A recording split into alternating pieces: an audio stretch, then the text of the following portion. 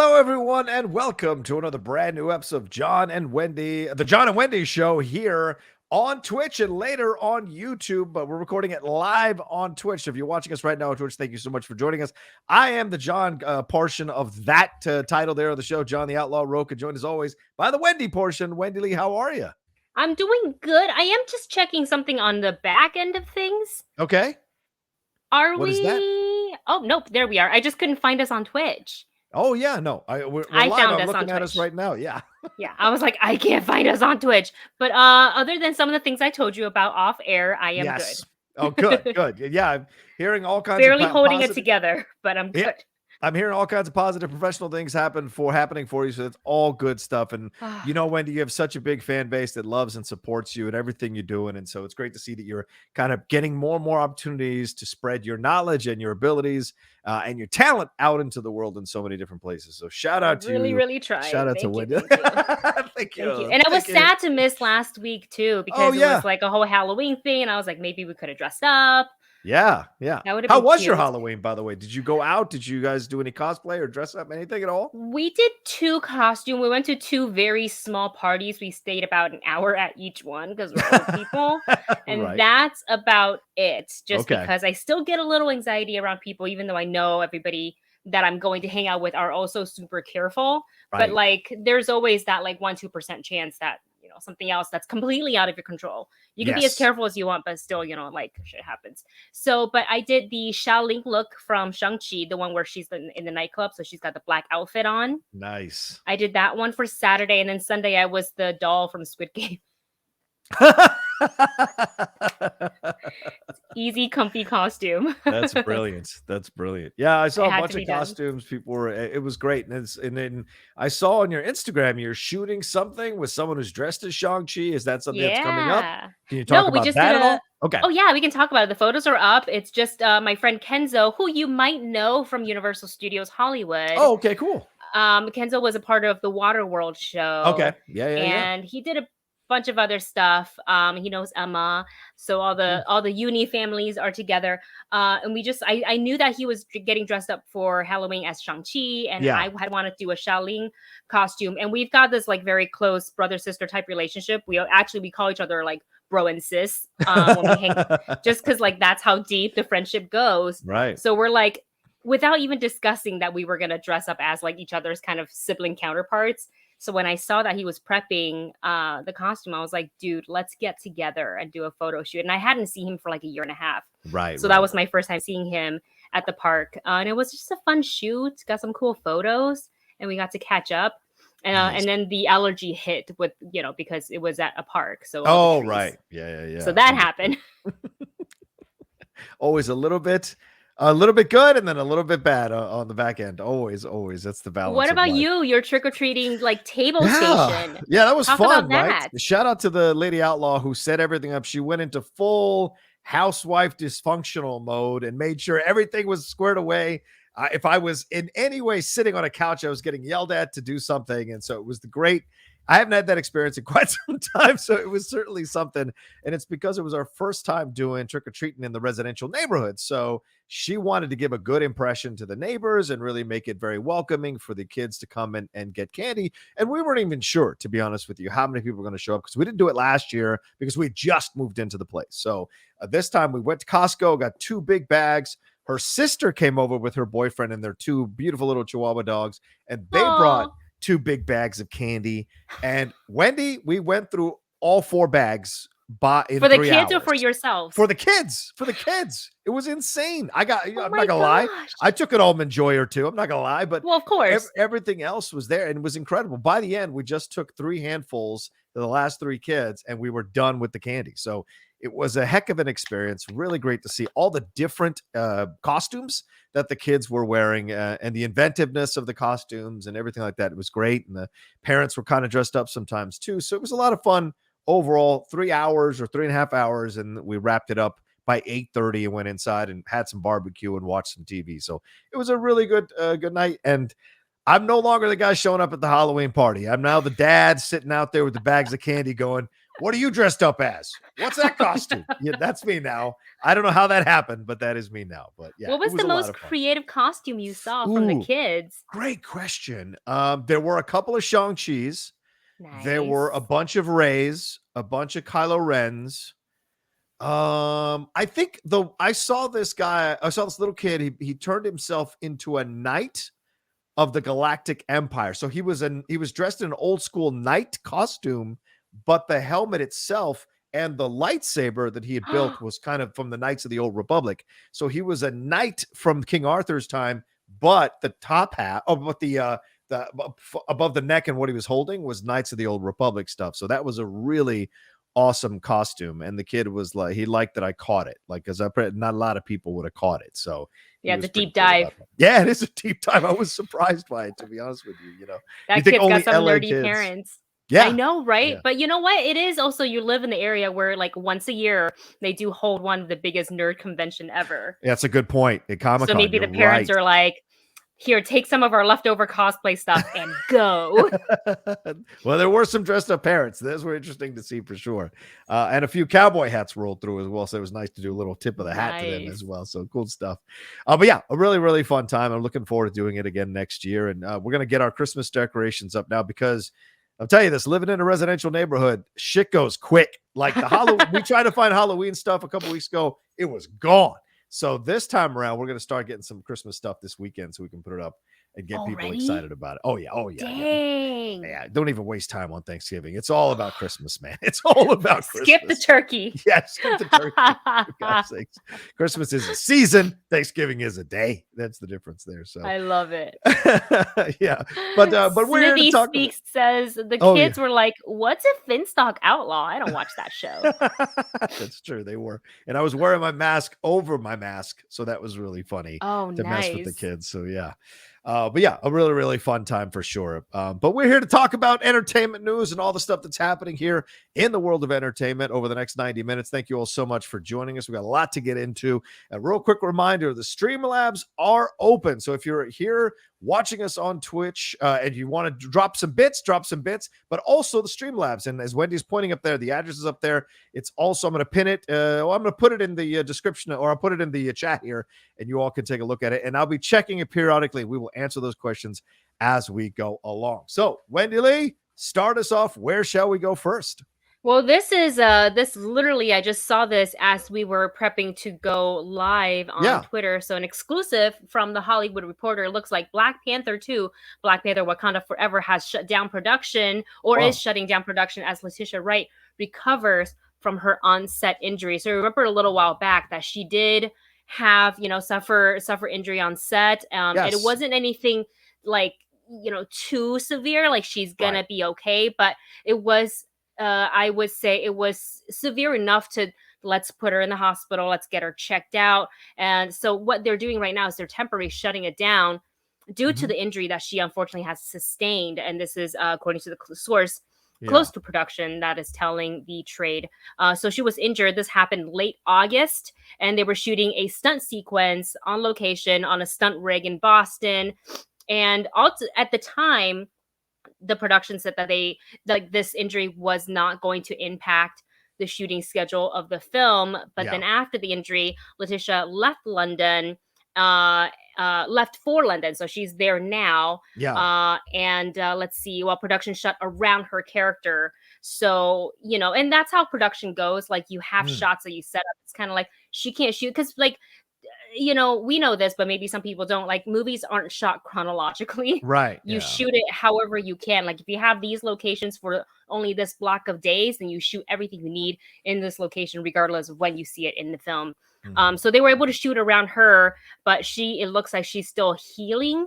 So now it's come to the time, it's probably time to shoot all of her scenes, and she's probably not ready. So what it looks like now, they say that production is taking a hiatus to reconfigure the shoot to get things back on track for an early 2022 restart, and the shutdown is expected to begin the week of Thanksgiving. And this is according to a representative for Letitia Wright, who says, quote, Letitia has been recovering in London since September from injuries sustained on the set of Black Panther 2 and is looking forward to returning to work early 2022. And she asks kindly that you keep her in your prayers. Yeah. So, what I think is that they're taking all the precaution that they need to make sure that the star of the film is going to be healthy and can return to set safely and be able to perform. Yeah. And not sustain any further injuries. The safety should be everybody's first number one priority when it comes to sets, especially Marvel films. We know there's tons of stunts and stuff like that. Yeah, so yeah. This makes sense to me. They did as much as they could, and the holidays here, so why not take a break? Everybody take a break. Yeah, and I wonder how that works too, because if you're a person who is, how can I say this correctly? If you're a person who's not necessarily, how can I say that? I guess this is a good, like, if you're not the person involved in this, do you get paid out for the month that you're not there because you had scheduled to be there to do a shoot? So I imagine there's some kind of negotiation there, right? That they're going to put the money in for this. And this also says to me that Letitia has a way bigger part in this film than than maybe people have suspected or thought she might. So it seems like they're going to do, because if they've shot everything already, which is what the Hollywood Reporter article says, they've shot everything that they can without Letitia. So that lets you know that they need Letitia back, because apparently there's way more to reshoot here, and we shall see how that goes down in 2022. But she's been kind of bitten by bad luck on this whole thing. There was the accident, but then also the comments about the big story that ran like wildfire all over social media, like, oh, she's anti-vax and she's set up a tent and she's trying to convince people not to take the vaccine. So there was a lot of, and then her representatives pushed back on that and said it was a lie. So there's a lot of drama around Letitia with this whole situation. And she did come out verbally before the reshoots or the shooting even started on the film to say that, she felt like, with in communities and Black communities, we kind of are hesitant or suspicious of stuff like the vaccine. So certainly a lot of this has been following her throughout. So just kind of snake bit a little bit. So hopefully she recovers, because as you said, Wendy, this has been going on since August and we're in November now. So clearly this was a very, very serious injury. And on the heels of Batwoman and the claims that Ruby Rose has made, I imagine studios are like, all right, let's shut this thing down. Let's let her recover for as long as she needs. We'll spend the money and then we'll bring it back in 2022 and hopefully everything is fine. Because the last thing you need is for her to get injured again and even worse. Yeah, and you don't want that, because that's only going to hurt her and the production, and you don't need that. So, hopefully she gets the rest that she needs and she's able to come back on set completely healed and ready to perform. And I just can't wait to see this movie. So I want everybody to be healthy and on top of their game. Absolutely. So we send her all the best for sure for a speedy recovery, and we hope that does happen very soon. Another bit of breaking news that happened. I was tweeted this, Brandon Davis reporting this on comicbook.com. Marvel's Werewolf by Night Disney Plus Halloween special has cast Gael Garcia Bernal as the werewolf. They have found the star for its Werewolf by Night Halloween special, which is coming to Disney Plus next year. They've cast Bernal to lead the werewolf-focused show. It is the first Disney Plus show from Marvel Studios that will have a Mexican actor in the lead role. And of course, we saw already with Diego Luna over on Andor. That is happening. So that's already happening on the Star Wars side of things. So nice to see this happening now with his Y Tu Mama Tambien co-star now on the Marvel side of things. So this is very exciting stuff. The details are still in the wraps on the storyline of this. And remember, he was recently in Amazon's Mozart in the Jungle, which got an Emmy, I believe, for Best Series. And of course, The Motorcycle Diaries, Love's a Bitch, and all these. And he's coming up playing Zorro in the upcoming Z film with Kiersey Clemons, who of course awesome. Was going to be Iris Allen Iris West in the Flash film. So Humberto Gonzalez from The Wrap reported this first, but I'm reading Brandon Davis's reporting on it from comicbook.com. So what do you think about this? Do you know much about Werewolf, Wendy? And are you excited overall that Gael Garcia Bernal is now a part of, or going to be a part of the Marvel Universe, and on the heels of Oscar Isaac as well, another Latino leading Moon Knight? I mean, I'm always down to see more diversity in this, and I think the casting, and I had been thinking about it because I believe the story, it's written by Taboo and his writing partner, whose name is escaping me right now. Okay. So I was very curious. Like I was like, could Taboo play the character? If he's down. But this is great, and it just makes me kind of think back to the very first time I saw him act was in Y Tu Mamá También. Right. So it's kind of funny. You and I were joking about that. I was like, we can have a reunion. Honestly, if you took the two of them, shave all of their facial hair, they look the same as they did in that film. Think about it. Oh, you mean they look the same, not like each other, but as the youth, in like terms of the same, age. especially Diego Luna, I think, has an extreme baby face. Oh yeah. It's just fun. It's just so funny because wasn't Gael Garcia also in Old? Or is that? Yes, he wasn't old. Yes, he was good in Old. Yeah, yes, yeah. I like that. I enjoyed so, that. I'm just really happy about it. I love that we're getting whether it's via the Disney Plus shows and later on, because now it's all under the same banner, like we could potentially see this character also part of the MCU. Like everything is building up to be this one giant huge universe. We've got Eternals coming out today, which has a very diverse cast as well, and they're also now appearing at Disneyland. If you go to Disneyland Adventures Campus, you can find members of the Eternals there as well. So I think it's going to be a good time. I've always enjoyed his acting, and I'm ready for more. Yeah, me too. And we'll have updates as the show goes along, as we hear more about the story and who else is going to be cast in this. Because this is a little ways down the road, but still exciting to hear that it is happening for sure. Because we're a little bit of ways from next year's Halloween for sure. Anyway, all right, Wendy, let's move on to our first show in the official rundown before these two stories broke before we started. What do we got? Yes. So just a little update on the incident that happened, the tragic incident that happened on the set of Rust. So we've got the head armor, Hannah Gutierrez-Reed, saying that she was in a report saying that she was not aware of live ammo being on set. It's also coming out in a statement via her lawyers that she was wearing I don't want to put words in anybody's mouth, but essentially she was doing more than just her job because she was also hired to handle something else, which means she couldn't give the firearms essentially her undivided attention. We've got more coming out, and they're still investigating that the AD David Halls says that he actually said it. He didn't properly check the gun before handing it over to Alec Baldwin before declaring it was cold gun. Yeah. When it happened. And now I believe this is via Reed's lawyers that they're kind of saying that because you heard about some of the workers had walked off set the day before or on the same day but hours before because they were unhappy with the unsafe work environment. And now they're saying that the live ammo could possibly was put in because to sabotage the set. Yeah. Which I think that's a very serious allegation. That's not an allegation you make lightly. So is there evidence to back that up? We don't know. But I was actually surprised to hear that because gun safety, obviously, whether you do it on set or personal, it should be of the utmost important. Yeah. I didn't grow up around guns, but I have experience with guns. My godfather is a Vietnam War veteran, so he taught me about guns. And Dustin's parents, they have some, and it's always locked. Yeah. We've gone to ranges to learn how to shoot and how to handle guns. So there's a lot of so you feel comfortable in knowing how to handle it. But it's always, to me, it's always been safety first. You don't do this, you don't do that. Right. And to say somebody wanted to sabotage the set by placing a live round in a gun, that's just so only bad things can happen if you bring live rounds to set. That.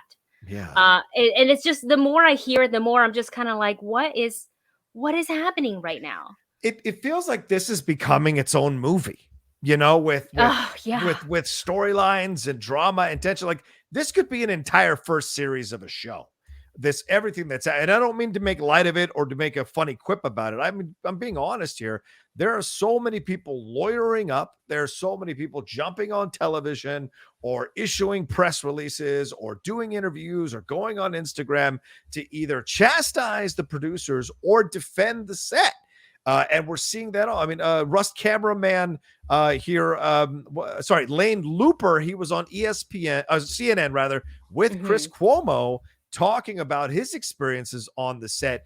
And he pushed back on any allegations of sabotage because, as Wendy said, that is a very serious allegation. You're essentially saying that someone was looking to hurt or murder somebody by introducing a live round onto the set, right? And I understand there's confusion because who would have done this? Why would this happen?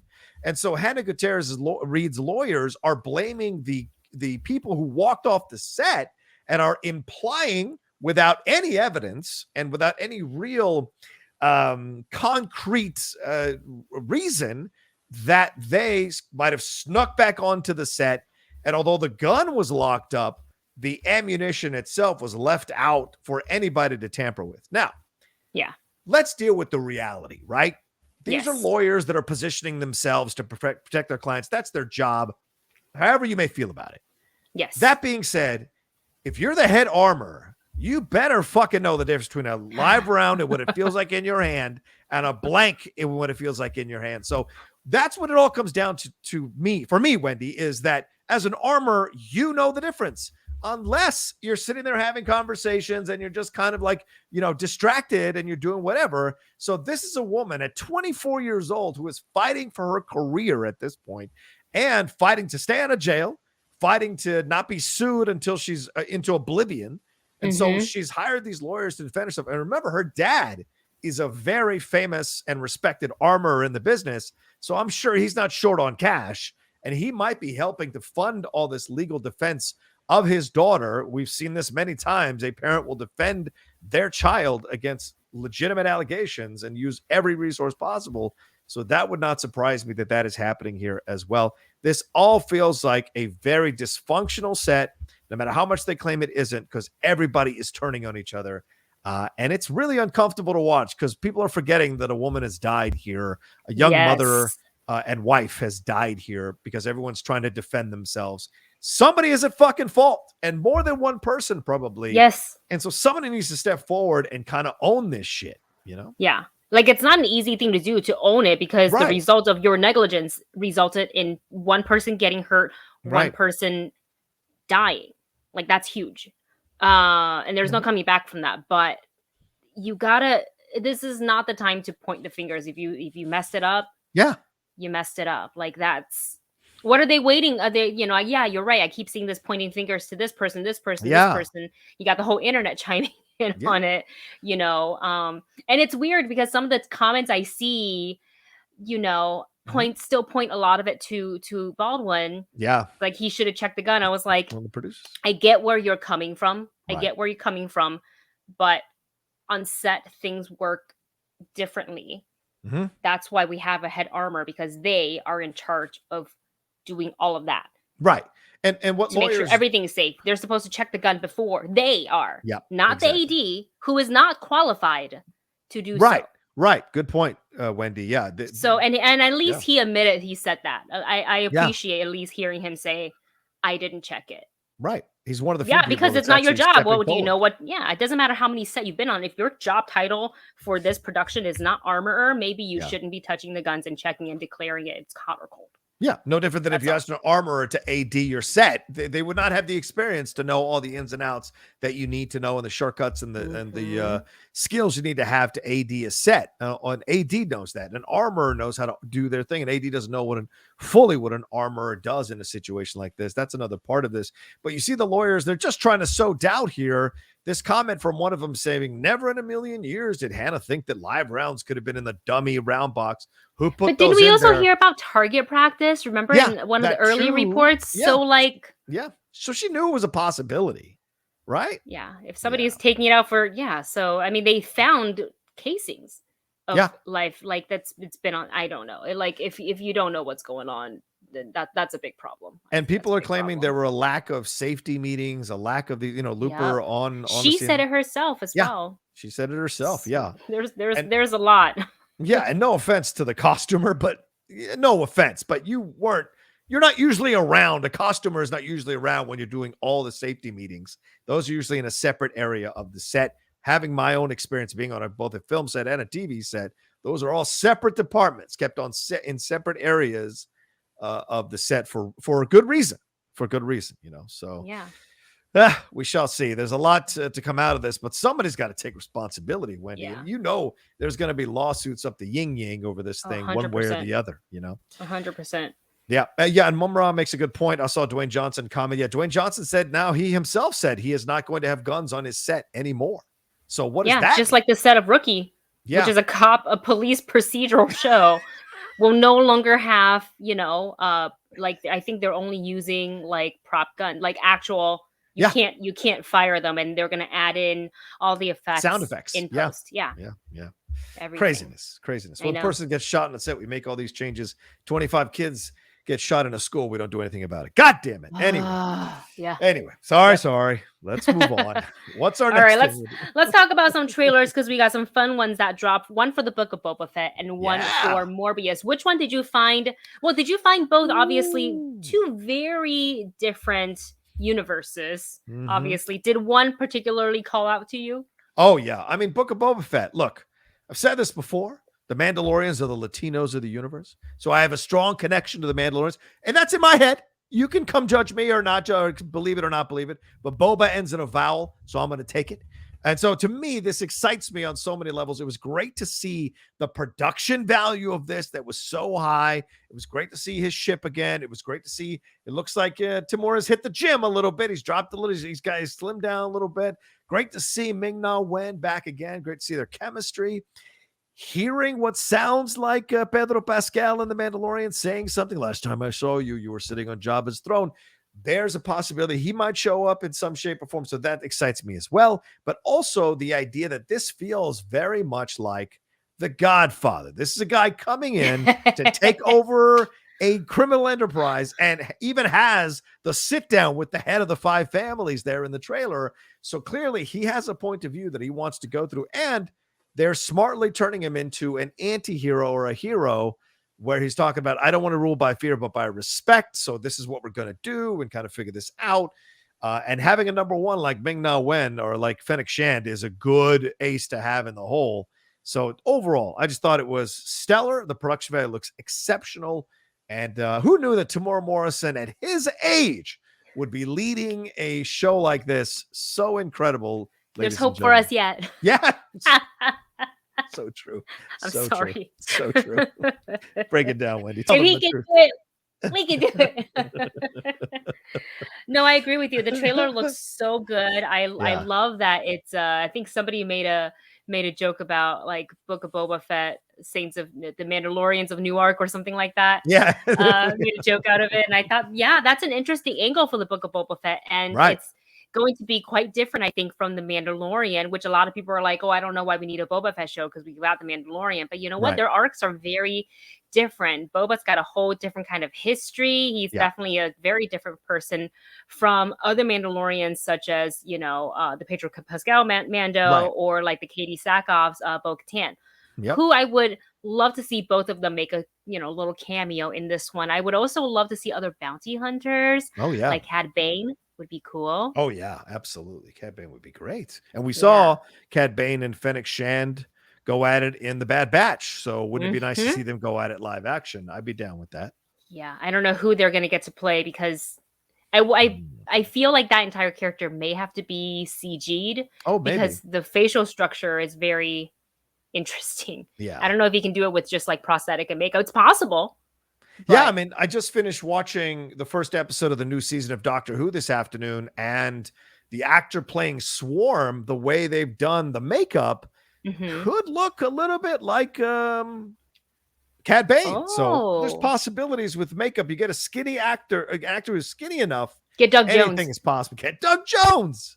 Get Doug Jones. The creature actor. Come on now. Put him in there. He's there you go. Like Cad Bane. He's tall and he's got, he's got like the body type. He does. And the sweetest hands you're ever going to touch. That's for sure. He grabbed my hands one time 2 years ago when I was working the red carpet at the Saturn Awards. He grabbed my hands when I said something complimentary. He said, "Aren't you the kindest person?" And I was like, "Oh, your hands are so soft." So yeah, I like the idea of him playing a bounty hunter. I'm all for it. So let's get Doug Jones in there. Wow, that's a great story. I love that. Oh my god, no, he is the best. He is the best. The other trailer that we've got also is Morbius, and this one is the official trailer. So we get a little bit of like the trailer that they released, I guess it was like a year ago. Bits and pieces of that made it into this official trailer, but also more because you get to see him also kind of his final form as Morbius, and it looks great. And what I really liked about this trailer is they're acknowledging all the different universes, right? There's the headline that talks about on the newspaper and the Daily Bugle that talks about the Rhino, talks about Black Cat, and then we've got a graffiti of a Spider-Man, and that's very clearly, if you take a look at it, it's the Tobey Maguire Spider-Man suit. And then we have, "Oh, who are you? I am Venom." Like, so he's acknowledging all of these, and this movie obviously doesn't come out until 2022, so it'll be after No Way Home. So it's gonna be very interesting to see, like, are we now then in the Spider-Verse or multiverse, and like, where can we go from here? And I'm also thinking, Dustin said it the other day, he's like, "Oh, this is 100% leading us into the Sinister Six," which is, I think, 50 million people have been saying this for ages. So it's very exciting. And I think Jared Leto, I think this is just going to be a really fun character for him to play. That's what I think. That's the number one thing I felt as well, Wendy, when I was watching the trailer, is fun. This guy is, as dark as the trailer can be, and clearly he's dealing with physical ailment, and he discovers whatever he discovers that allows him to, kind of embrace these new powers and discover all the things that he's doing. I mean, the bat radar is hilarious. The thing with his eyes is great. Him kind of, so cool. What do you call it? Air squirrel surfing the subway. All of that was awesome. And that he's kept his humor, and that there's something going on here with whether he's going to use it for good or bad. Jared Harris being there saying, like, are you going to be good or are you going to be bad? Which way are you going to go? So seeing that kind of struggle within him, the gray area of that, I'm so looking forward to it. And I agree with you. It looks like this is definitely, and I agree with Dustin, this is definitely heading towards Sinister Six. The question is, who is going to be the Spider-Man for the Sinister Six? And you seem to be redeeming all the Sinister Six. So are they really the Sinister Six? Right? Because I mean, Vulture is kind of heroic at the end there when he's confronting Scorpion. He doesn't reveal Spider-Man's identity. Morbius is an anti-hero. Venom, everybody who likes the movies loves Venom, loves Tom Hardy. So these are not a Sinister Six that are necessarily villains. So which way are we going with this? I've got a lot of questions. That's a really good point. That's very interesting. Ooh, I'm so intrigued. I don't know, but I'm intrigued. I am as well. I'm 100%. And I like Espinosa as a director, so I hope he gets something really cool. So, Mom Ross says his ear morph change was creepy. Please, the eye change was creepy. The eye change was creepy. The eye change is creepy, and I loved it. I was like, oh. I just didn't know what to expect from the trailer because it had been so long since we saw the other one. In fact, I saw the old one in front of Last Night in Soho in theaters. And I got out of the theater and I texted Dustin. I didn't know a Morbius trailer came out recently. Should we do a reaction to this? He's like, I think that's kind of an old one that you were watching. I'm like, oh, we just played in front of Last Night in Soho. Right, exactly. So there you go. Yeah. And so like Steve Calderon says, I wonder if Morbius had reshoots because the movie was originally set to come out before Venom 2 and Spider-Man No Way Home. Maybe. I mean, and there's rumors, and the Geek Buddies, Michael said it on the Geek Buddies. There are rumors that apparently there's a battle here between Sony and Marvel about the next Spider-Man No Way Home trailer, because apparently Sony wants to show all the surprises and Marvel wants to keep all the surprises under wraps until the movie comes out. So for No Way Home. Yeah, for No Way Home. So there's some battle here because is Venom going to show up? Or is Morbius going to show up? Is Vulture going to show up? Or is it just going to be the Tobey Maguire and the Andrew Garfield supervillains? Are we getting these other supervillains that are going to show up? So this will be very interesting. And I imagine there's a lot of arguments back and forth about what they want to put in the trailer and what they want to say for the movie. So yeah. Yeah, I guess we'll find out soon enough. Yeah. That movie is coming, No Way Home. Yeah, there you go. Keaton didn't look like a prisoner in the trailer. He looked like a paramedic. Multiverse character? Maybe. Possibly. My God, everybody. There's so many things you may have missed type videos for that No Way Home trailer. Yeah. That I just like, I'm like, you know what? I'm gonna stop watching them because I might ruin everything for myself. Because some of these guys are really good at predicting what is to come. They can see it so coming. like too good, and I'm just like, I don't want to ruin it for myself, so I stopped watching those videos. Exactly. Chloe Zhao introduced 11 new characters in the Eternals. John Watts is about to introduce 34 different versions of different characters. Good luck. Good luck. I'm going in with a notebook. I'm going in with a fucking Google spreadsheet to figure this whole Excel spreadsheet out. You have a whole murder board of like different strings leading to now this universe connects with this one. I'm gonna Charlie Day the shit out of this. Oh my God, yeah. It's just all crazy. all the article clippings all over your wall. Exactly. Trying to decipher. Oh man. Amazing. All right, we've got a Streamlab that's come through here. Oh, Mumra said he sent 10 bits in. Thank you, Mumra. Appreciate it. He said, question is Jared Leto singing the Doors song in the Morbius trailer? It sounds like him, and I know he has his own band. So yeah, and Cheer 10. That's right. So yeah, you might be right. I mean, yeah, possibly. Thank you for the bits, Mumra. Thank you so much. I kind of forgot that Jared Leto does 50 million things, including having a band. Yeah. Though I'm not surprised that he's multi-talented. I think it would be cool if we're playing with the multiverse or the Spider-Verse. Like, why not? Maybe in another universe, Michael Morbius could be in the band. Lead singer of a band. Why not? Right? That'd be cool. It comes in like all stylish and like rocked out. I dig it. Yeah. Same. Christine sent in a Streamlab. She said, hey, y'all, I'm so happy to hear your thoughts on Wicked. I've been a long time fan of Cynthia Erivo. What a star. As for Ariana, her roots are in musical theater. I know she would want to do this role justice. Looking forward to the rest of the show. Are we there yet to talk about that story, Wendy? We can do it. We can just kind of chunk in the next 3 pieces of news, sort of casting news, and we can start with Wicked. So as you already said in the Streamlabs there, Ariana Grande, Cynthia Erivo cast in Wicked, playing Galinda and Elphaba respectively. This movie, I feel like, has been in the making, pre-production planning for years. Doesn't it feel like it's been for years? Yes. It's a very successful musical. The original Broadway cast, obviously, Idina Menzel, who plays Elphaba, Kristen Chenoweth playing Galinda, the Good Witch, and I think snagged, probably, I don't even know for sure, but I'm going to say probably snagged some Tonys for sure. I don't know if you got a chance to see it on stage when it was in LA a while ago. I feel like I've seen it because Michael sings it all the time. So I feel like I've seen the stage production through his eyes for sure. And I actually used to know someone who did Elphaba for the touring production here in LA. She was a voiceover artist. Cool. And whenever I saw her, it was always nice to speak to her, but she would tell me about the experience of doing the show. So pretty cool stuff. Yeah. These roles are so iconic. I'm very, very excited. Yeah. And I think at first, I'll say this, at first when I saw it, it wasn't like a bad reaction.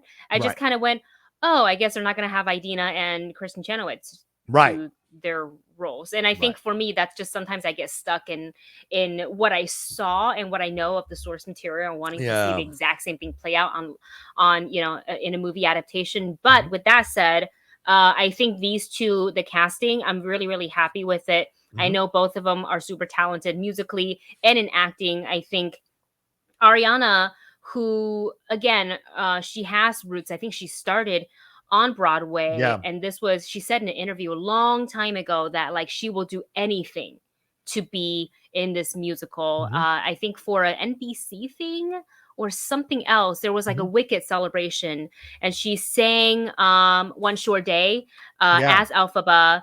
And she sang it beautifully, but I feel like her tone definitely fits, and her personality too. She's so bubbly and cute. Definitely fits a Galinda, and I just can't wait to hear Cynthia sing, just belt out Defy Gravity. Yeah. I can't wait. It's going to be so good. These are the two ladies we're looking at there, Cynthia Erivo and Ariana Grande in these roles. And, Wendy, you're absolutely right to kind of initially have like, oh, is this the right choice? And then kind of really warm to the possibility because it opens the doors for so many things. Ariana being so, I think this is brilliant casting to put Ariana because she is a superstar. She is a superstar. She appeals to the younger demographic and the kind of middle demographic there that they want to look towards, the 25 to 34-year-olds. She appeals to them. They know her music. The younger people know her music as well. It's a great choice. And so what do you do with the other side? You got to get someone that's got a really strong ability as an actress and can sing the hell out of stuff. And certainly Cynthia Erivo is that. Plus, if you look at this, and this is very interesting, you've got Elphaba versus Glenda, right? So good versus supposedly evil, but also you've got a young woman here who has got a certain look to herself. And then you've got another woman here. This is a Black woman. And so there is something to be said about her and maybe people's perception of people who are Black, people's perception. Like we're so much of society is finally opening up to understanding what Black people have been saying for decades in this country. So there could be an interesting subtext that goes on here with these songs and with these interactions back and forth. You know, Ariana is a woman of color as well. So it's not like white versus Black, but it's more about like, hey, you know, you had all this.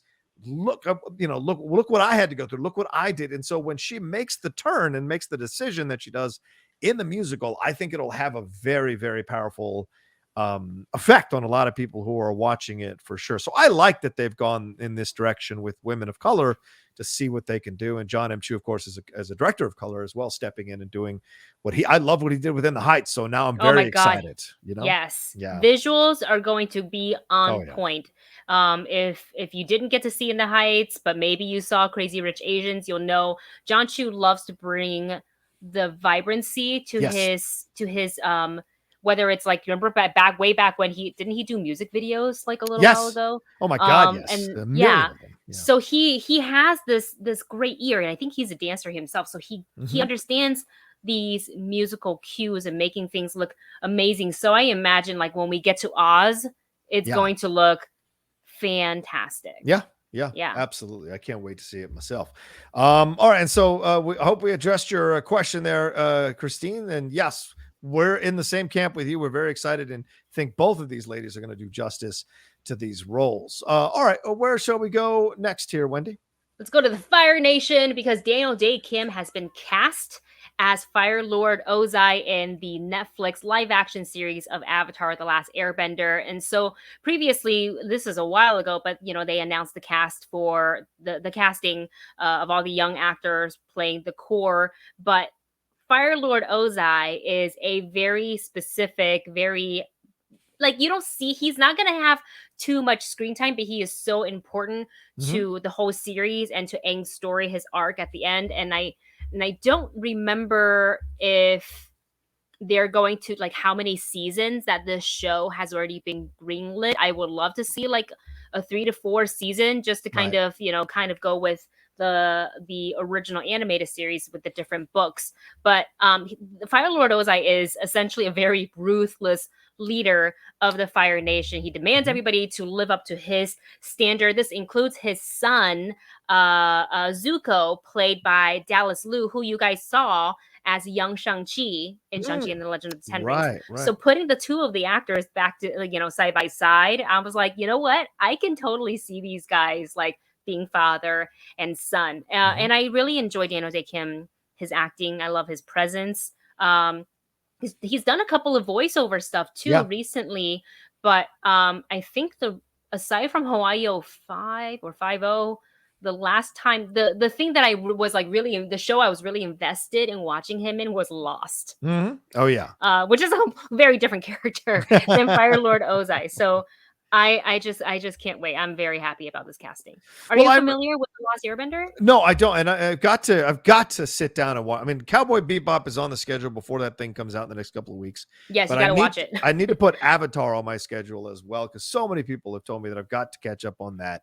The Geek Buddies, Winston A. Marshall, so many people have said The Last Airbender is one to watch and explore and enjoy. So I'll definitely be making time for that. But I'll tell you this, I love this casting. I like Daniel Day Kim. I like that they're spreading this out. And this is such a different father figure. than what he played in Raya and the Last Dragon, right, Wendy? I mean, you have such a caring, loving, supportive father in Raya and the Last Dragon, and now you've got this hard-ass, demanding father who expects exceptional people to be his children. That's it, or to be the people under him. So he expects results, and so this is going to be a fun change for him. And it's not the first time he's done some voiceover or appeared in an Avatar: The Last Airbender situation. Apparently, he voiced General Fong in a 2006 episode of the Nickelodeon animated series, and in the video game, and then voiced Hiroshi Sato in the Avatar: The Last Airbender spinoff series, The Legend of Korra. So he's not unfamiliar to this franchise. So it's nice to bring him in. And he's such a good actor. I loved him on Hawaii Five-0. I mean, I watched that for the first 3 seasons and really enjoyed him on that as well. So he's always stellar. He's always solid. And it's great to bring him into a role, to a situation like this. Such a great Asian cast is being stacked up here for us to enjoy. And now it's like, well, when does this come out? You know, we're now today, in that place. I want it now. I want it now. Right. So we shall see. And you're right to ask. You wonder how many seasons it's going to go. I guess it'll depend on the reception. But we've seen more and more streaming services start to greenlight new seasons. Well, 1 or 2 episodes after the first season drops or the current season drops. It's incredible. So yeah. Just please let it be good, because I don't think I can handle another live action Avatar at Last Airbender being as terrible as Shyamalan's. I can't. Shyamalan-ding-dong. I agree with you. He was not the right person.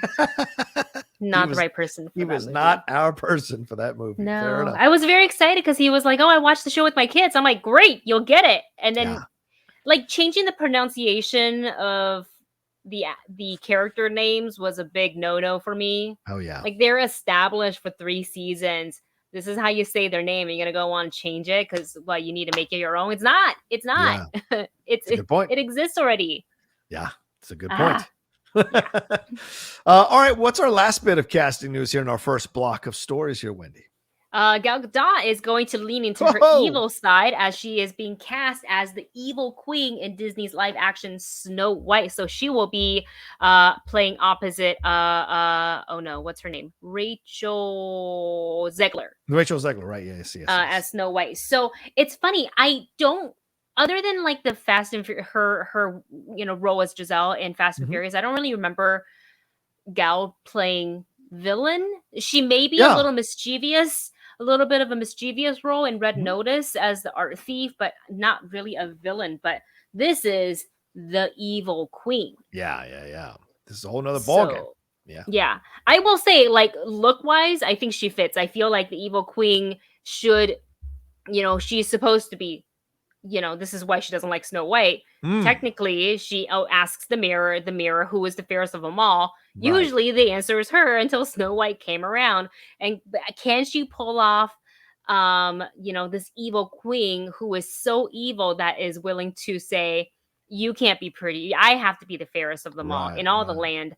You will go cut out her heart and bring it back to me. I don't know if Disney's going to go that extreme and say that, but that's what they said in the animation. He gave her, the huntsman had the whole like box to place the, oh gosh. So I'm very, very curious. Although I was scrolling through TikTok yesterday. Okay. And I did see, I somehow stumbled across Disney Talk. Somehow, don't even know how I got there on my For You page. But welcome to Disney Talk. Yeah. Welcome to Disney Talk. But a couple of the TikToks that I scrolled past or as I watched said that they didn't explain why they don't like Gal Gadot as evil queen. They just kind of, the video was like, no, just no. Wow. I was like, okay, but like elaborate. Why? So I kind of was in the comments and some people were agreeing, but I didn't, like, no one listed. So I don't know if I'm being insensitive and I'm missing something here. Yeah. Is it because, is it an ethnicity thing? I don't know. I couldn't venture a guess, to be honest with you. I don't know what people's issues might have. Yeah, I'd love to know more about that. Why they, they say that. Well, if they have an issue with Gael Gadot, and if the issue is because of some of the comments that she's made in the past, well, she's playing a villain. So if she's playing a villain and she said villainous stuff in your mind, villainous stuff in her real life, and because some of the Middle East stuff she's commented on it, is if that's a reason, and I'm just guessing, right? I don't know. Then what are you complaining about? Because this is the perfect person to play a villain, so to speak, if you already think she's a villain before you walk into the theater. So I understand people may have an issue with it, but she's an incredibly successful actress. You can have your opinions about her abilities one way or the other, but you can't deny the fact that she's a woman in demand, an actress in demand. Wonder Woman is fantastic. The sequel, I'm not a fan of. And I haven't seen Red Notice yet, so I don't know where we're soon. Next week. And I've seen her in other stuff, which I wasn't that impressed by. So here's a chance, though. But she's a name, and she follows the tradition of these kind of beautiful ingenues who want to kind of expand into villainy. Charlize Theron with Snow White and the Huntsman. Julia Roberts, who did it for Lily Collins. Oh, yeah, Mirror, right? Mirror. In Mirror, Mirror, right? So quite a number of actresses have taken on. I think Sigourney Weaver even did it years ago. Have taken on the idea of the Wicked Witch here in this scenario with Snow White. So this, I think it's a smart idea, and the Evil Queen, rather, not the Wicked Witch, the Evil Queen. It's a smart idea, and I want to see what we're gonna get from her in first looks and stuff like that. So I can definitely see her as the Evil Queen. Like, she's so beautiful, and I can imagine like the black cowl, kind of whatever it's called, around her with the crown and the purple overcoat, and being very just like the queenie, evil queen look. But I would also love, and I see some of the comments here from like Mum Ra and from Steve. I would love for her to also play the transformation, because spoilers, the Evil Queen transform into a hideous hag, and I would love for them to like prosthetic her up and let her be that, because that's horrifying for her to go, you know what I'm saying, the Evil Queen to go that length to ensure Snow White's death. Like, I would love her to be able to like really dig into that. I think that'd be cool. That'd just be fun. And if you ever go to Disney, the Evil Queen is one of my most favorite people to be around when she's out there making her comments about the kids or making her comments about, I think she's, whatever actresses they get to play them are so good at the Evil Queen. I imagine these actresses must love that they get a chance to kind of skewer people left and right on there in Disneyland. So good. So excited to see what she's going to do with that overall. So all right, let's see. We got one more Streamlab that came in through here from Brennan Marr. Thank you, Brennan. He says, Hey, John and Wendy, you guys are awesome. I think it would be kind of cool. Well, thank you, Brendan, first of all. I think it would be kind of cool if Emilia Clarke's Kira appears in the book of Boba Fett as a rival or a possible ally, considering she is the leader of Crimson Dawn. Would this be something you would be into? Wendy? What about the age? What do you mean? Like the timeline? I think it still works in the timeline, doesn't it? They'd have to age her. They have to age her a bit, because we saw her in Han Solo's origin story. Right. And this is after Return of the Jedi, right? Or is this? Because when we saw, So, So if she's still around, but like, I mean, or at least a mention of her. Would be like if she's still in charge. No, you could age her up, because you can't get confused for people who are watching that it's Han Solo from the sequel trilogy, because that's way later after Return of the Jedi. This is right after Return of the Jedi. So this is Han still somewhat in his 30s. So Kira could still be in her 30s. Or sorry, I'm confusing myself. No worries. But it could still kind of work, and you could still age her up a little bit for sure, Wendy. I think you're not wrong there. Just a little. Could be. I'm not saying she needs to like walk in on a cake. Be old and hunched over. The Evil Queen is a hag. Emilia Clarke would have a fun time with that too. Oh, yes. Just saying. 1,000,000%. Yeah. 1,000,000%. Interesting. Yeah. I like the idea, because that is one character that has not been used enough. And she was a big standout from the Solo film. So having her kind of step in and reprise the role would be fun. Would be very, very fun for sure. I agree. So I like it, Brennan. I like it. Nice. All right. Where are we off to next here, Wendy? Let's see. So we're on to our What's Trending What's segment. Trending? So this happened a little while ago, just about a week ago. But in Shanghai, Disney thousands of park guests were stuck in the park after there was somebody discovered a positive COVID case. Oh my So God. while the guests were, whether they were in line waiting for the ride, they were watching fireworks, they were doing whatever, the gates were silently shut and closed, and Without their knowledge. Nope. To not create a panic, which I get, because people are like, "Oh my God, why is it closing? Let me out!" They shut the park, closed everybody in. All the hazmat suits came in. They set up their stations, and they tested. I believe it's some like 34,000 guests. 34,000. 34,000, Wendy. Yep, Jesus. that must have taken hours to execute. And then after that, they were carted away on a special bus to kind of protect, and then they were told to isolate. So far, none of the tests came back positive. Yeah. And it's even said that the positive case that they had discovered, they weren't even sure if this person went through Disney, but she did do some traveling throughout other cities in China, and they wanted to make sure that it wasn't going to cause another outbreak of the COVID-19. So I felt like, it might sound a little extreme, but, China got hit. Obviously, we know got hit real hard with COVID. And got blamed. Yeah. So, like, of course they would. I would too. Be like, you know what? We got the tests. We have the people. Sorry, you guys have to stay a few extra hours, but we're gonna make sure none of you have COVID and you don't take it home or infect other people. Yeah, exactly. And I wonder if that would have happened in this country. I wonder if 34,000 people would have been locked in Disney and then tested for COVID. I guarantee you there would have been riots from some. Oh my God, 100%. Right? People would not be. Yeah, they'd be screaming in cast members, faces when all they were, the poor cast members is just kind of like, we were just told to stand here, not let anybody out. Exactly.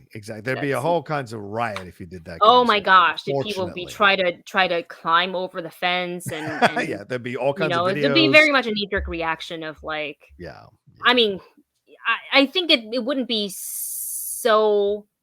Like it wouldn't be all of the park, but we would have a small percentage. I think most people would like to. I would like to think would be understanding, because heck, if somebody told me, hey, maybe possibly this person came through Disneyland and they had COVID, like I kind of want to know just in case. It's like, one, I don't want to get sick and I don't want to take it home or give it to somebody else. Right. Like that sucks because you don't know how other people are going to react to COVID. Exactly. Like, that's the last thing you want to do. Exactly. Yeah. It's like, I don't want to accidentally kill somebody because I don't know. It's still crazy. It's still crazy though. I mean, like 34,000 people and testing them all. A lot of people. How do you set up a mobile testing site that quickly and have that many tests? That's another part. China does not lack on manpower. So yeah, clearly incredible. So so we shall see. I mean, that was a heck of a thing, and hopefully, and glad to hear that everybody tested negative.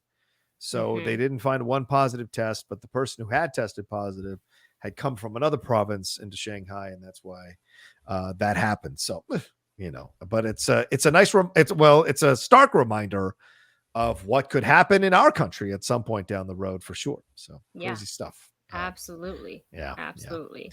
I mean, you and I, I'm sure both at this point have had friends who's kind of, called us and be like, I tested positive. And it's just like, oh no. Yes. Yeah. What did you do? What did you do? You immediately like, well, I didn't hang out with you for over a month, so I know I'm not sick. Yeah, but then you go get tested anyways.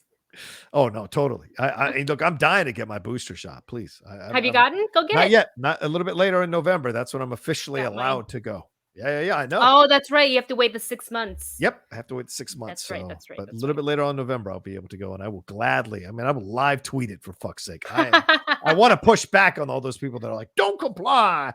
I want to put comply on my. You're not complying. It's your free will. It's called freedom. Freedom. That's your freedom. Exactly. That's America. Freedom right there. You can choose to get a booster if you want it. I want to live. Freedom. Anyway. It's a beautiful thing. It is. All right, Wendy, what's next on our What's Trending? Little K-pop corner. Nice. A couple pieces of news. SOMI, the singer who you know her from hits like Birthday and Dum Dum, has made another comeback. Her new song, it's called and music video, it's called XOXO. Very much a different sound, and I love that all of her music, all of her songs right now are sounding like they don't remind me of the other one. That's good. Even the music videos. Yeah, exactly. She's very creative. And with every comeback, I see her gaining more confidence. Her vocal gets stronger. And she's just growing and blossoming, I think, in front of all of our eyes. The song XOXO is very much like an FU to her ex-boyfriend who did her wrong sort of a video. And there's also a little nods, I feel like, to Blackpink, who is under YG, and SOMI is under the Black label. So they're kind of like sister labels. Yeah. In fact, I think Black label is now inside the YG building, but she's pretty close with her Blackpink seniors. So she did a little nod to Jennie's solo in the choreography and the lyric. And you know, the bashing of the car windows and even bits of like black and pink coloring in the costume. I just thought it was really, really cute. I feel like this comeback for her is probably my favorite watching her, because she just owns it. When she came back for birthday, I felt like she was obviously, rightfully so, a little nervous. You know, this industry, she's been in it for a while, ever since she was like 14 or something like that. Right. Or maybe even younger. And I just see her gain more and more confidence with each comeback. And it just makes me really happy, because SOMI has, if you watch any of the behind the scenes stuff, she has just a very vibrant personality, very poppy personality. Like, she don't give a fuck. And I like that about her. And I feel like this video says a lot. Yeah, it's, you know, it's yet another video that you've introduced me to, another song that I would never have probably normally stumbled upon. That's actually damn good. I like the refrain. XOXO. I dig it. It's nice. It's fun to jam to. I can see like dancing to it in a club or whatever, and seeing the story playing out here a little bit. Yeah, she's talking about someone who kind of lied to her and, you know, kind of betrayed her and whatever. And, you know, that's the foundation of pop, a lot of songs. But the way the visuals within the video are fantastic.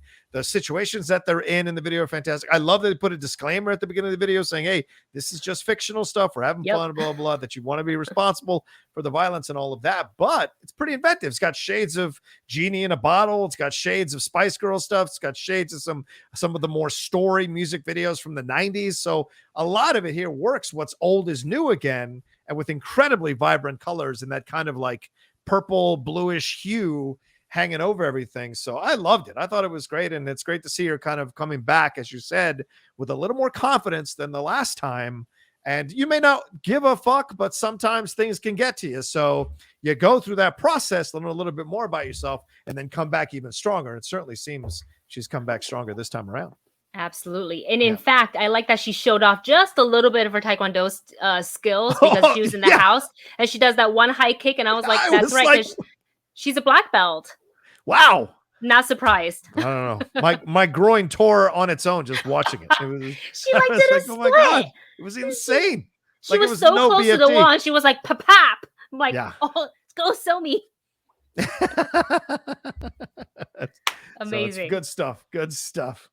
All right. And what's the other thing we got to talk about here in K-pop corner? What else is going on? They're building a whole, which I'm surprised they don't have this already, but now they're going to build a dedicated K-pop arena, and it has started construction in Seoul, because, you know, the K-pop industry is huge in Korea. Yeah. So this is construction is underway in Seoul on CJ Live City Arena. And that venue is going to be aimed to be the first major arena dedicated to K-pop. So it's designed for mega scale concerts with 20,000 indoor seats, and then capacity for further 40,000 outdoors, scheduled to open in 2024, which I think it's like kind of fast. Yeah. Because we're already at the end of 2021 here. So they already held a groundbreaking ceremony this past Wednesday to mark the beginning of the construction phase. And so this is going to be able to, I think it's actually really smart, which is why, again, I'm surprised they didn't have this already, because there's so many K-pop groups, there's so many agencies there, that if this is just dedicated to specifically K-pop, you can literally cater it to, you can do it like kind of a moving, rotating set for all the artists. You can accompany, I don't know how many artists in a day, once everybody feels safely to go back to concerts. I know as of right now, aside from the BTS concert that's happening here in the US, there's been no other live performances with an audience from any K-pop soloist or group, but this is going to be huge. This is going to be like the heart of like live, just like K-pop, K-content, everything. And it's going to be so busy. Like tourists are gonna go, the citizens of Korea is gonna go. There's gonna be shops, accommodation. Like when I go to Seoul, Korea, I 100% want to go there. Yeah, it's going to house, apparently I'm reading the article here, it's going to house content experience facilities, including a quote global content business town that accommodates cultural content companies, landmark facilities, retail shops, accommodation, and waterfront gardens. And this is from CJENM. That's the company. And they've funded Parasite. They funded Snowpiercer. They've had their hands in a number of Korean dramas as well through its majority holding in Studio Dragon. They have a TV streaming platform as well. So this is just an expansion, and it's a brilliant expansion. You create this arena that is an experience for the concert goer, but also on the days that you don't have concerts or the nights you don't have concerts, it's open to the public to buy merchandise or to shop or to get any other things that you want to get or experience things. I'm sure, Wendy, there'll be a VR experience that they can pay for and do stuff with K-pop here, right? Yes. That just makes all kinds of sense. Right, where you could probably pay a crap ton of money and sit there for 2 hours and feel like you're in a K-pop concert. So there's all kinds of stuff that you can play around with here, and I think it's smart. And it's these arenas you got to be forward thinking, and arenas can't just be, hey, we'll just hold events here.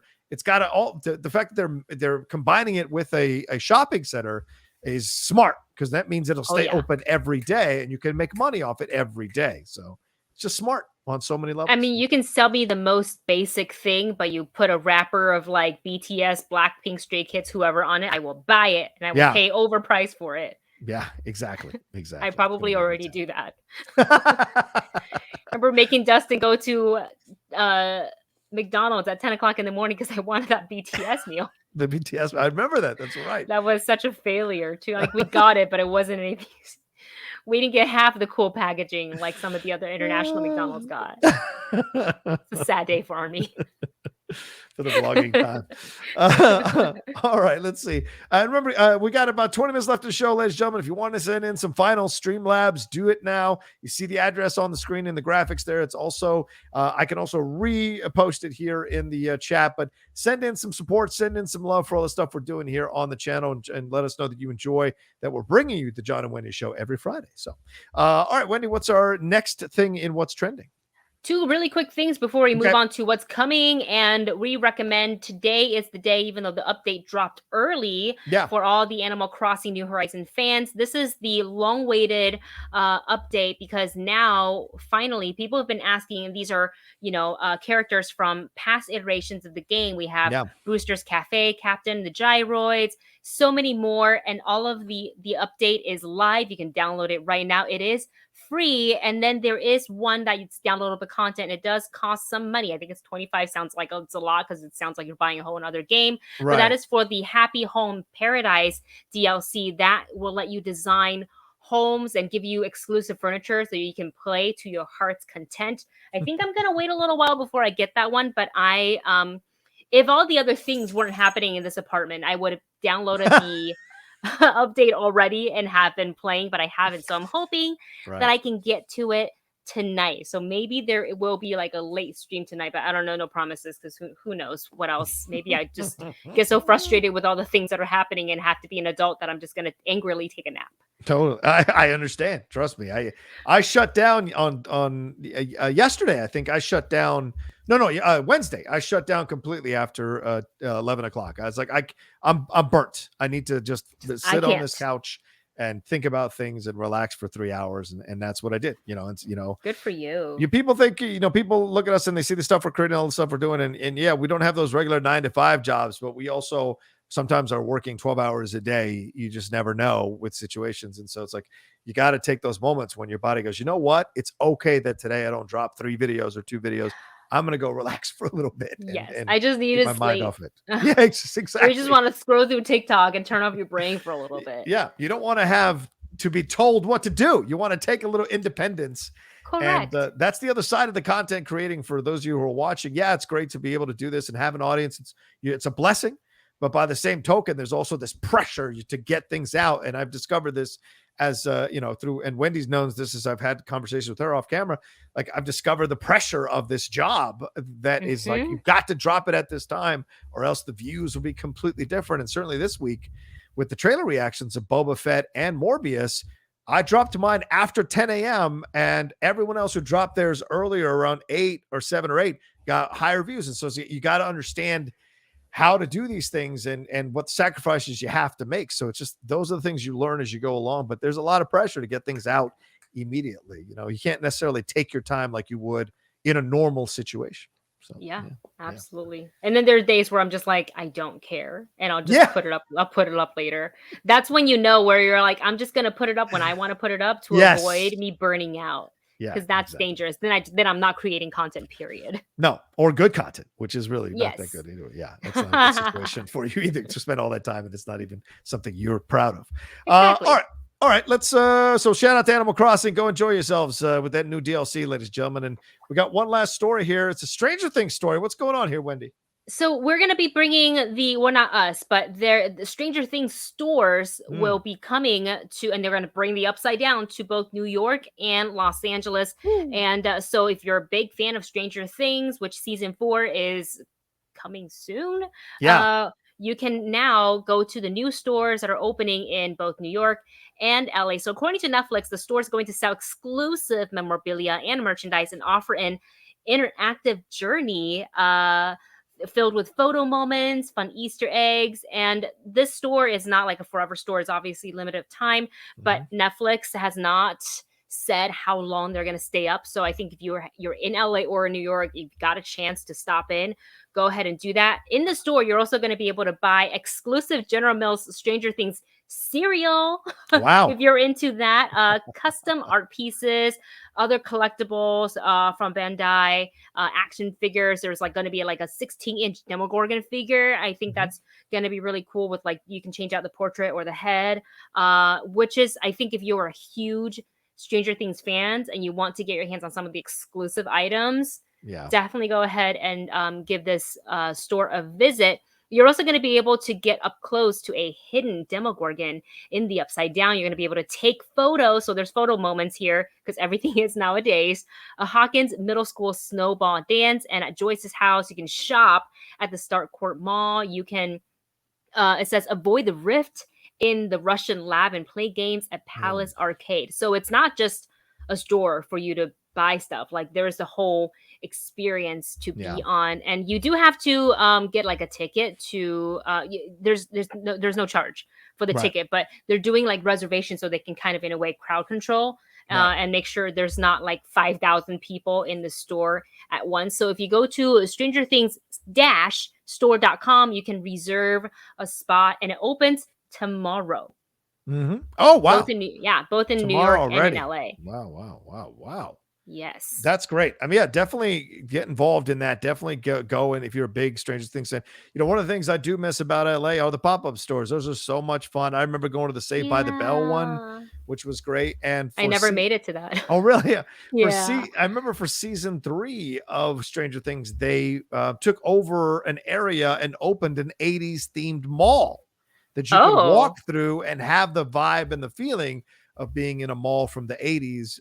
And that was something that turned me back into a 15-year-old when I walked in there, because I was like, oh my God, this is insane how accurate they got it. Because I mean, walking the mall was something everybody did when I was growing up. And so it's like to go and be able to do that again was a nice experience. So they do an excellent job on these pop-ups shows or the pop-up situations here. So it's good to see that with Stranger Things. And Wendy, it leads me to believe that we're going to get a release date announcement very, very soon, because you wouldn't put this pop-up up unless it's right around the corner from coming out. So absolutely accurate. Yeah. Can't wait. All right. Well, there you go. If you live in New York and LA, do yourself a favor, get out there and see what's there for you to enjoy from Stranger Things, because season 4, I think, is going to be bonkers. Absolutely bonkers. So we shall see. All right. Where shall we go? Or where are we off to next, Wendy? What's the next section of our final rundown? 2 segments of our show? We have our coming soon, where we talked about some of the upcoming releases, whether it's in television, film or books or video games that we're excited for, as well as what we are going to recommend to you guys to give it a watch or listen to, whatever it may be. For me, this is, look, everything is, November 19th is a very big day. There's 3 things that I'm very interested in that are dropping. I don't even know which one I'm going to watch first. Okay, no, I know which one I'm going to watch first. I already know. It's going to be Cowboy Bebop. I'm watching that first, then The Wheel of Time, and then Hellbound. Right. It's a big day. Ah, wow, that is a big day. Yeah. Well, if I'm looking at November 19th, I'm thinking Ghostbusters Afterlife, which I'm going to see next week at a screening.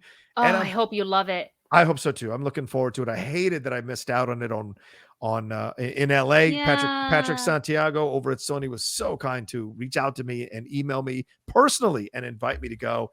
And unfortunately, I couldn't make it out. But he's like, let me know when you get a chance to see it in San Diego. I want to hear your point of view on the film. So I'm looking forward to seeing that. So that is coming out November 19th, but so is King Richard. And that's a film I have seen already.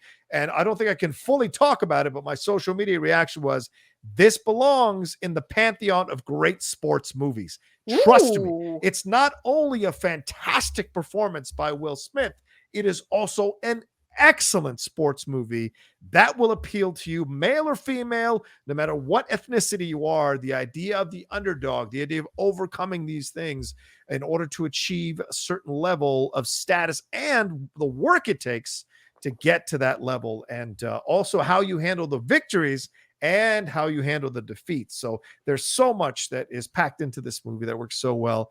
Plus, you get, in my opinion, an Oscar-worthy performance from Will Smith as Richard Williams, the father of Venus and Serena Williams. So those are the 2 things that I can tell you to look forward to coming out on the 19th of November for sure.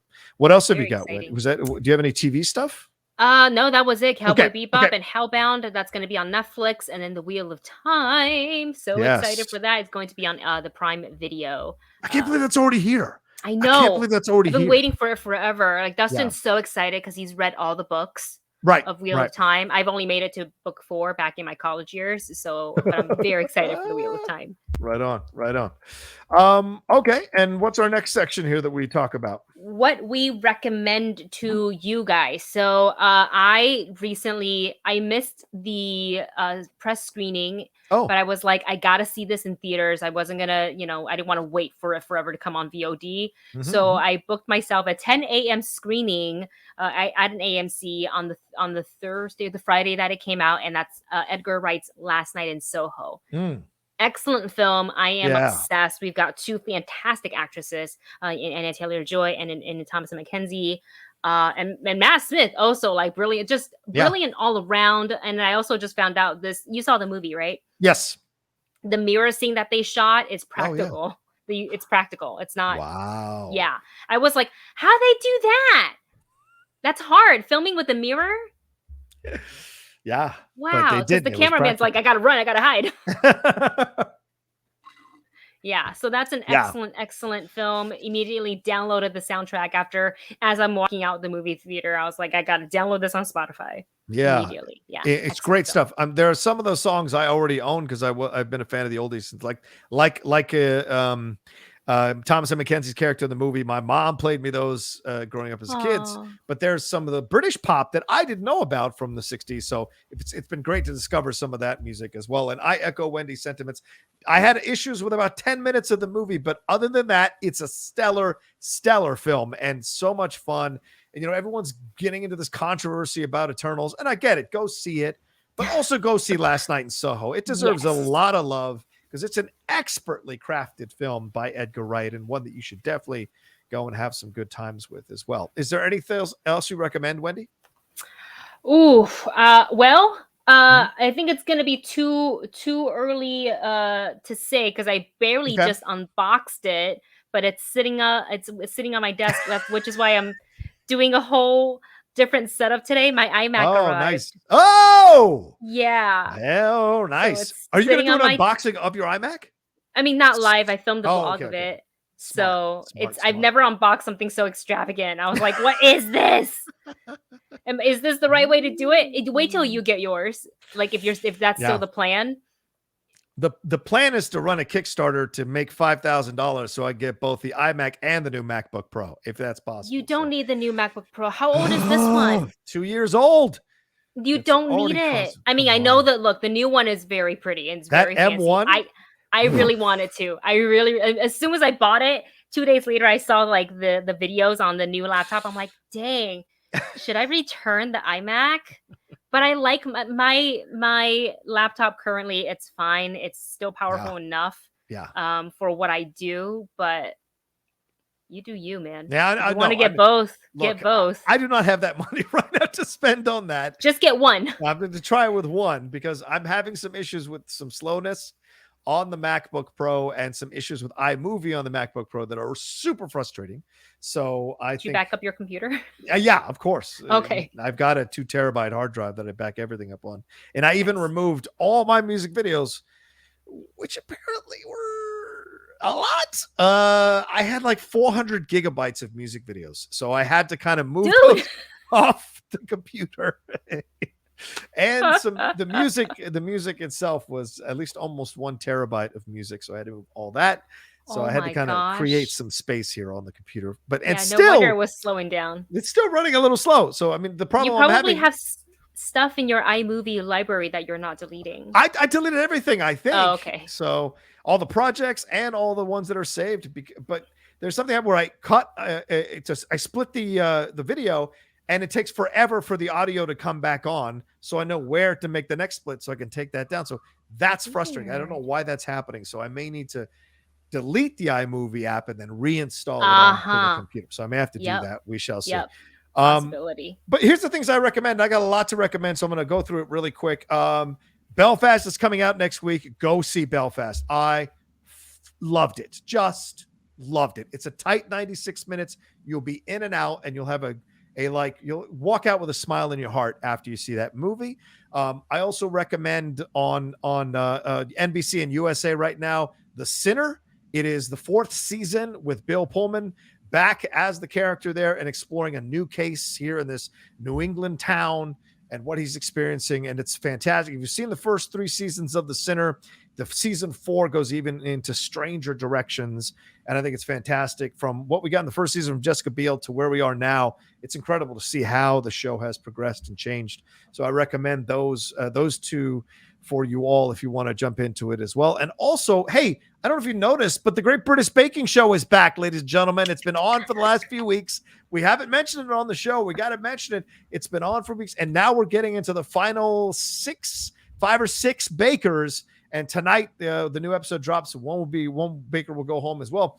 But we're getting into the nitty gritty. And it's been a great season. I like this so much better already than last season. So I'm excited to see who's going to come out on top. I've already followed 2 of the bakers. Usually I don't follow them until near the end of the season. The fact that I've already followed 2 of them on Instagram is because I'm enjoying the season very, very much. So I highly recommend that if you want to jump into it as well. So is that everything? I think that's everything. Oh, I'm sorry. The Harder They Fall. That is out on Netflix right now. What a fun ass Western. Do not listen to anybody who's trying to tell you it ain't The Searchers or it ain't Unforgiven. Screw that. It's fun, pulpy, bloody, awesome, cool ass Western with great actors chewing the fuck out of the scenery and the script. So go and enjoy that on Netflix. Trust me, you won't regret it. It's a blast. And The Outlaw's telling you that. So, nice. Yes, absolutely. Great recommendations. I love it.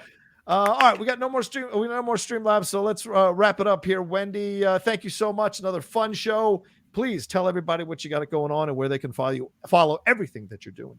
You can find me on all the socials, so Twitter and Instagram at just my name, Wendy Lee Zaney. You can go to the Movie Couple channel on YouTube to find various trailer reactions, movie reviews, and vlogs. And starting November 14th, if you go to twitch.tv/the Dat Network, we are going to be streaming, I think for a few weeks, a pirate TRPG game that's based on the Pathfinder First Edition. So going old school with this one where I play a sea witch.